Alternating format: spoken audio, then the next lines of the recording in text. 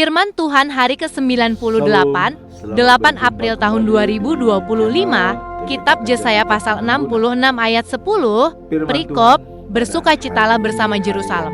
98, tanggal 8 April tahun 2025. Diambil dari kitab Yesaya pasal 66 ayat yang ke-10. Dengan perikop, bersukacitalah bersama Yerusalem.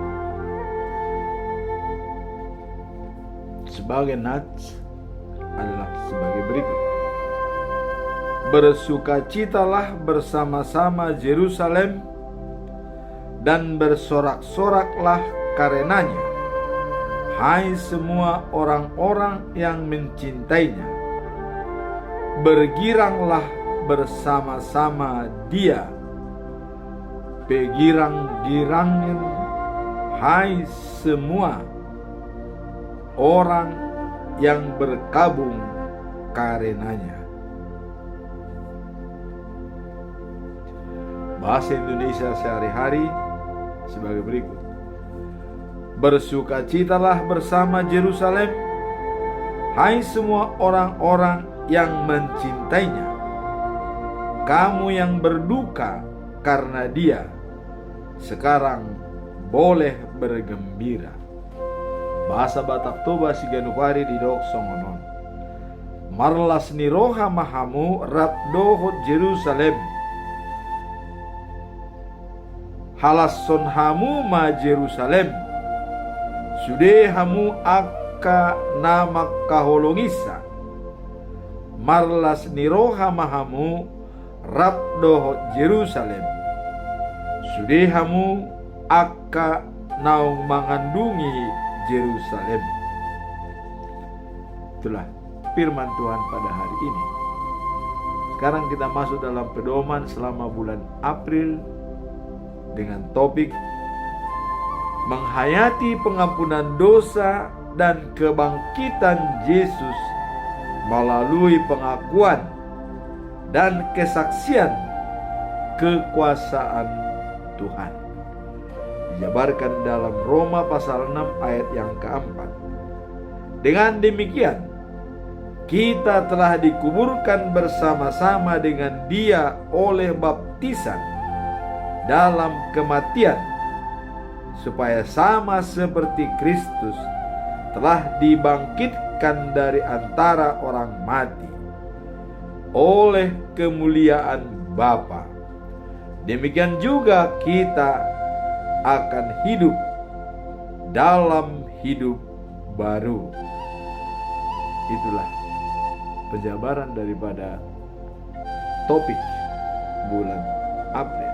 Apa makna daripada ayat ini? Kehidupan baru yang diterima melalui baptisan kudus, agar sama seperti Yesus bangkit dan naik ke surga. Jadi apabila kita sudah dibaptis dengan baptisan kudus, kita sudah menjadi pewaris kerajaan surga. Dan kebangkitan Yesus dan naik ke surga adalah sebagai contoh bagi kita yang sudah dibaptis bersama dengan nama Yesus Kristus. Panggilan meninggalkan kehidupan lama dan melangkah ke dalam realitas baru. Jadi kehidupan lama kita terbelenggu oleh dosa turun-temurun dari Adam. Tapi begitu kita menerima baptisan kudus, kita hidup baru. Dan kalau Yesus mengatakan dilahirkan kedua kalinya, dilahirkan dalam arti spiritual, rohani kita yang dilahirkan, bukan fisik yang dilahirkan, tapi rohani kita dihidupkan kembali yang sudah berdosa. Sekarang kita masuk dalam perikop hari ini. Di dalam kitab Yesaya pasal 66 ayat 10, ya. Dan dikatakan tadi perikopnya, bersukacitalah bersama dengan Yerusalem yang sudah dipulihkan oleh Tuhan. Apa makna daripada ayat ini? Ayat ini menegaskan tentang sukacita Allah atas umatnya yang dibawa kembali ke dalam hubungan yang benar dengannya. Jadi dibawa kembali dengan hubungan yang benar itu boleh melalui baptisan kudus, ya, menjadi hidup baru. Nah, di sini dikatakan bahwa bersukacita dengan Yerusalem karena sudah dipulihkan dari belenggu-belenggu yang menghancurkan dia. Dengan hubungan yang benar dengan Tuhan dipulihkan kembali. Itulah makna daripada perikop ini. Sekarang apa pesan moral yang bisa kita ambil, ya? Pesan moralnya adalah mengajak kita untuk bersukacita dan, ya, merayakan atau mencoba mensyukuri, merayakan kasih serta pemulihan Tuhan terhadap kita. Jadi kita merayakan adanya pemulihan, ya, pembaruan dalam hidup kita. Itulah pesan moralnya. Jadi kita rayakan pemulihan yang diberikan oleh Tuhan kepada kita karena kita sudah dipulihkan dan menuju hidup baru. Kemudian pembelajaran yang bisa kita lihat dari perikop ini, ya, dikatakan, bersukacitalah hai Yerusalem dan bergembiralah dengan dia hai semua orang yang mengasihinya. Bergembiralah dengan dia hai semua orang yang merugikannya. Ini menunjukkan bahwa ketika umat Allah mengalami pemulihan dan berkat-Nya, mereka dipanggil untuk bersyukur dan merayakan kebaikan Tuhan. Jadi di dalam pemulihan tersebut diwajibkan kita merayakan, ya, pemulihan yang diberikan oleh Tuhan. Ini contoh pada saat Yerusalem dipulihkan. Apa yang dilakukan oleh bangsa Israel pada saat Ezra, ya, membangun kembali bersama dengan Nehemia, maka mereka, apabila bangsa Israel sudah eksodus atau keluar dari Babel, pergi ke Yerusalem, datang ke Yerusalem, mereka merayakan pesta pondok daun, bersukacita, bergembira atas pemulihan yang diberikan oleh Tuhan.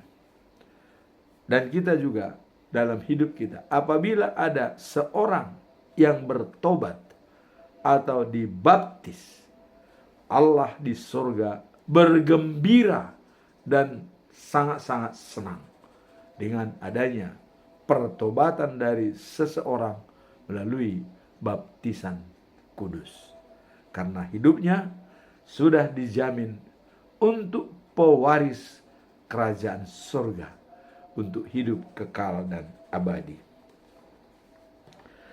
Kemudian pembelajaran yang kedua, melalui sukacita kita diingatkan untuk untuk saling mendukung dan memperhatikan satu sama lain dalam komunitas iman, menciptakan lingkungan yang penuh kasih dan persatuan, rukun dalam kebersamaan, dan kokoh dalam persatuan. Itu dibuktikan oleh bangsa Israel saat mereka kembali dari pembuangan Babel dan merayakan Pondok Daun.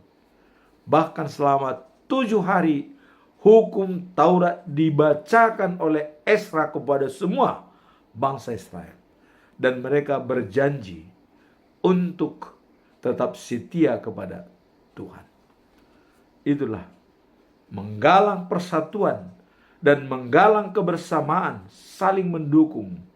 Mereka bersatu membacakan firman Tuhan dan menjadi kuat dan bersuka cita. Itulah kita lihat dalam pembelajaran yang kedua. Dengan bersuka cita terjadi persatuan yang kokoh, rukun dalam kebersamaan, ya, dan kokoh dalam persatuan. Pembelajaran ketiga adalah umat Allah diajak untuk melihat kasih Allah yang melimpah. Bahkan saat menghadapi tantangan, ya, seperti dalam pembuangan di Babel, ya, sebagai sumber kekuatan dan harapan.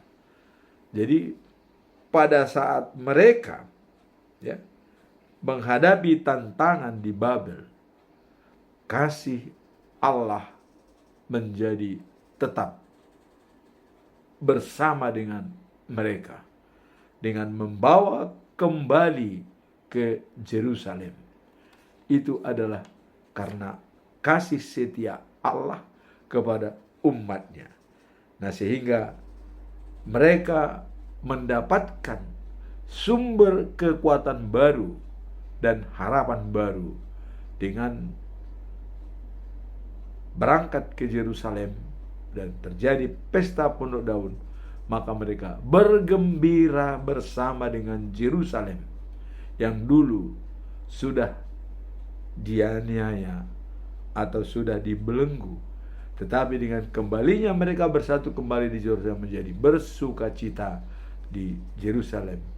Dan juga mengingat pengalaman mereka yang dulu teraniaya sekarang dibebaskan.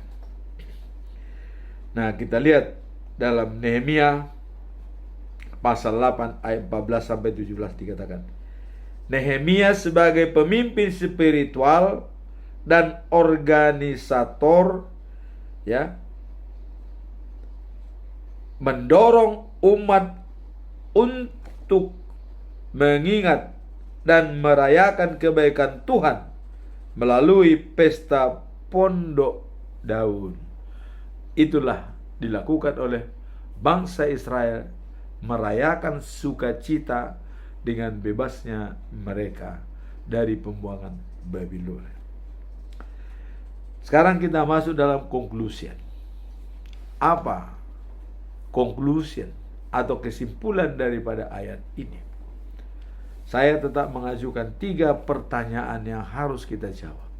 Pertanyaan pertama, bagaimana cara kita dapat merayakan kasih Tuhan di tengah kesulitan dalam hidup? Bagaimana kita bisa bersuka cita merayakan kasih Tuhan di tengah-tengah tantangan yang kita hadapi? Ini perlu kita coba lihat bagaimana kita bisa eksis dalam situasi yang sulit. Merayakan kasih Tuhan di tengah kesulitan hidup adalah suatu panggilan bagi setiap orang percaya untuk tetap bersyukur dan mempercayakan diri kepadanya. Jadi disinilah sebagai umat Kristen, orang yang percaya, apapun situasi yang menekan kita, tantangan yang kita hadapi, kita tetap bersyukur dan mempercayakan diri kepadanya, menyerahkan diri kepada Tuhan, bahwa Tuhan Allah hadir dalam setiap pergumulan yang kita alami. Nah, kemudian masa-masa sulit, kasih Tuhan tidak berkurang, melainkan muncul dengan cara yang mungkin tidak terduga. Jadi bisa ya, kasih Tuhan itu muncul dengan cara tidak terduga apabila kita tetap dengan kerendahan hati, tulus dan percaya kepadanya, menyerahkan diri dan pasrah kepada Tuhan. Dalam Mazmur 34 ayat 18 dikatakan, Tuhan itu dekat kepada orang yang patah hati, dan Ia menyelamatkan orang-orang yang remuk hatinya. Dengan demikian, Tuhan selalu hadir di tengah penderitaan kita. Ini yang merupakan jaminan bagi kita. Jadi cara kita dapat merayakan kasih Tuhan di tengah-tengah kesulitan, bahwa kita harus ingat Tuhan selalu hadir di tengah penderitaan yang kita alami. Seperti ditegaskan di dalam Galatia pasal 6 ayat 2, ya. Bawalah beban, bertolong-tolonglah menanggung bebanmu, demikianlah kamu memenuhi Kristus. Bertolong-tolonglah menanggung bebanmu, demikianlah kamu memenuhi Kristus, memenuhi karakter Kristus. Di saat-saat sulit, berfokuslah pada berkat yang masih ada, dan cara kita dapat menjadi berkat bagi orang lain. Jadi dengan adanya bertolong-tolong, ya, karena itulah karakter daripada Allah, yaitu kasih.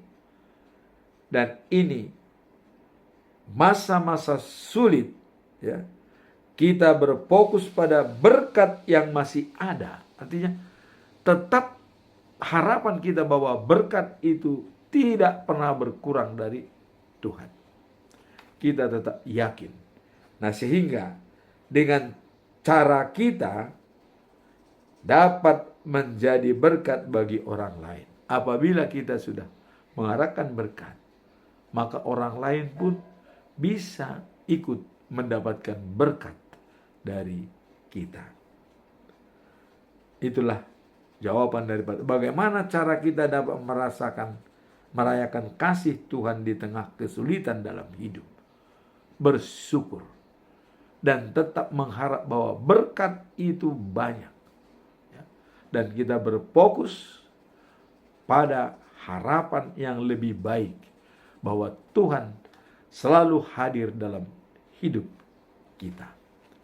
Pertanyaan kedua, apa makna sebenarnya dari sukacita dalam hubungan kita dengan sesama dalam konteks iman? Dalam konteks iman, ya, sukacita dalam hubungan kita dengan sesama, apa makna? Apa makna dari sukacita berhubungan dengan orang yang seiman dengan kita?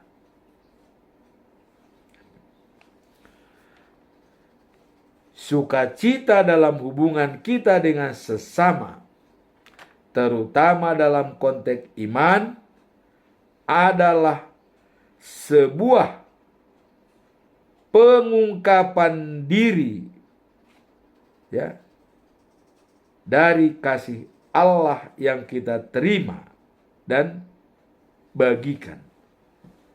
Jadi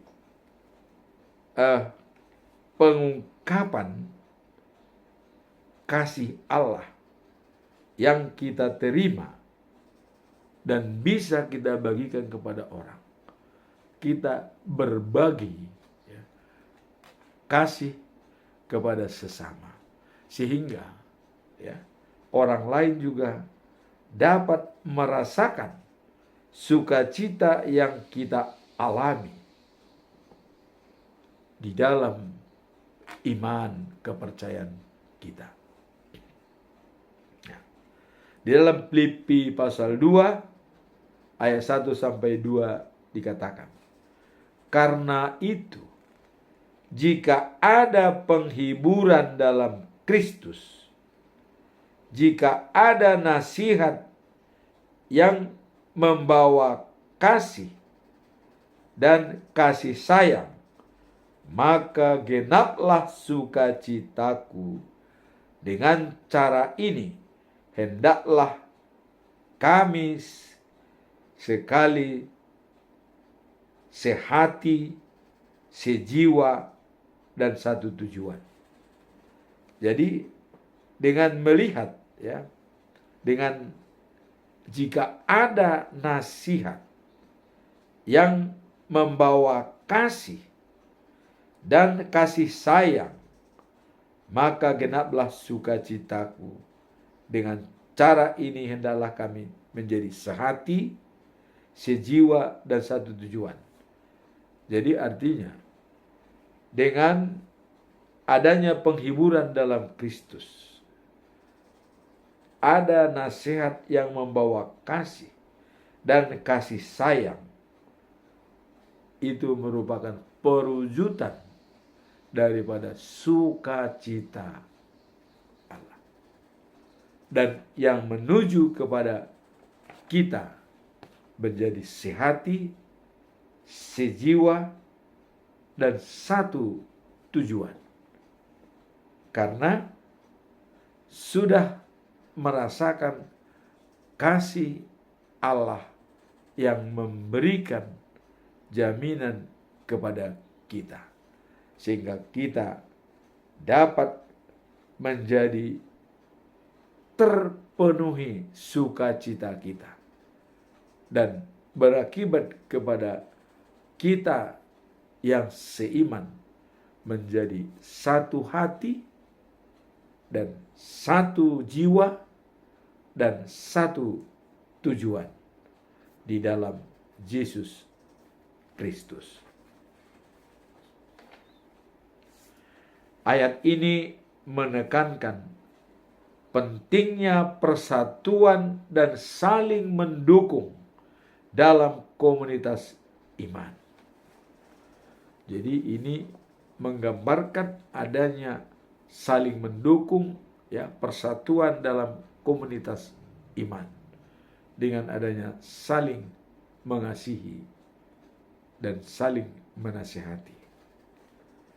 Sukacita dalam hubungan dengan sesama tercipta ketika kita berjalan dalam kasih yang sama, mengedepankan kepentingan orang lain, dan berusaha untuk saling membangun, dan sebagai hasilnya kita dapat merasakan kedamaian dan kebahagiaan yang berasal dari Tuhan.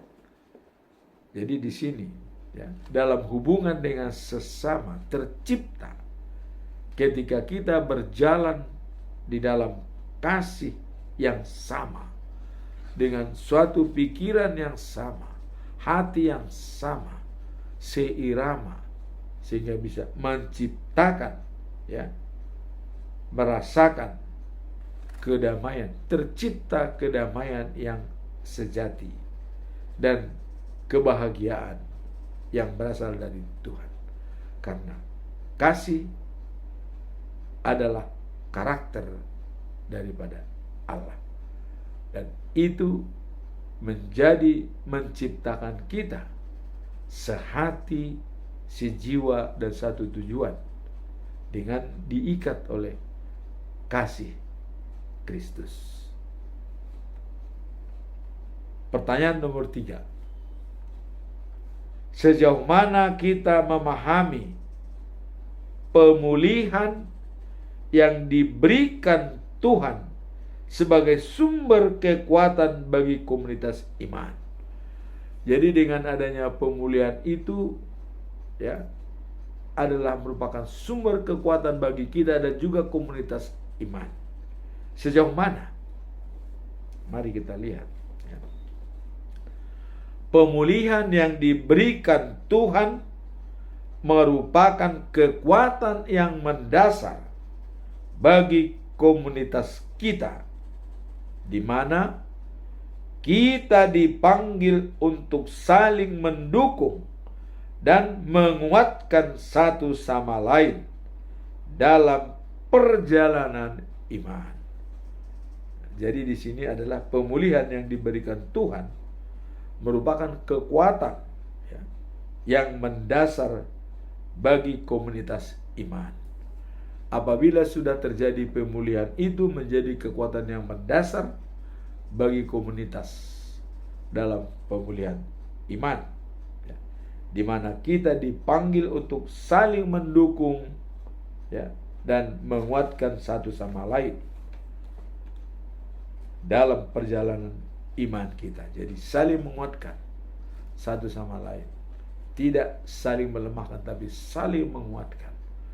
Di dalam Mazmur 147 pasal 147 ayat 3 dikatakan ya, Tuhan menyembuhkan orang-orang yang patah hati dan membalut luka-luka mereka. Jadi Tuhan ya, menyembuhkan orang-orang yang patah hati dan terluka, dipulihkan oleh Tuhan. Pemulihan dapat ya, menyertakan terhadap individu dan komunitas. Jadi dapat bagi individu dan komunitas. Jadi pemulihan itu bisa terjadi pada individu dan juga komunitas secara keseluruhan apabila sudah dipulihkan dan saling menguatkan dan saling mendorong antara satu dengan yang lain. Dalam Kisah Para Rasul ayat pasal 2 ayat 42 sampai 47 kita diingatkan tentang pentingnya hidup dalam komunitas di mana ya bertemu murid-murid waktu itu bertemu ya, bersama-sama berdoa dan berbagi. Jadi berdoa, berbagi seperti murid-murid Tuhan Yesus yang selalu mereka berkumpul. Jadi kehidupan mereka satu sama lain yang menciptakan suasana pemulihan dan pertumbuhan. Jadi dengan adanya komunitas kita bersama-sama berdoa, saling menguatkan, saling mengasihi antara satu dengan yang lain. Ini bisa menciptakan suasana pemulihan dan juga pertumbuhan iman yang lebih baik. Demikianlah firman Tuhan pada hari ini. Semoga firman ini menguatkan kita untuk kebersamaan bersatu dengan pemulihan, adanya sukacita dari Tuhan dan merayakan sukacita. Dan dalam Filipi 4 ayat yang keempat dikatakan, bersukacitalah senantiasa di dalam Tuhan. Senantiasa, sekali lagi katakan, bersukacitalah di dalam Tuhan. Supaya apa yang kita hadapi, tantangan apapun, kesulitan apapun, kita tetap mengucap syukur dalam segala hal. Dan bersukacitalah senantiasa di dalam Tuhan. Amin. Tuhan memberkati kita.